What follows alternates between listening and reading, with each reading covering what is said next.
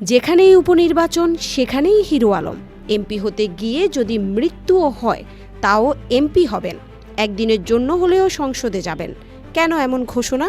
এবার হিরো আলম নিজেই জানালেন সেই কারণ। সাতক্ষীরা ৪ আসনের উপনির্বাচনে প্রার্থী হতে চান হিরো আলম। তবে শুধু এই একটি আসনেই নয়, তিনি বলছেন বাংলাদেশে যেখানেই উপনির্বাচন হবে সুযোগ পেলে সেখানেই নির্বাচন করবেন তিনি। হিরো আলমের দাবি, আওয়ামী লীগ সরকারের সময় একের পর এক নির্বাচনে অংশ নিতে গিয়ে তিনি হামলার শিকার হয়েছেন, নানা বাধা বিপত্তির মুখোমুখি হয়েছেন। তার ভাষ্য অনুযায়ী নির্বাচন করতে গিয়ে তিনি প্রায় ২ কোটি টাকা খরচ করেছেন, কিন্তু এত ত্যাগের পরও কেউ তাকে মূল্যায়ন করেনি।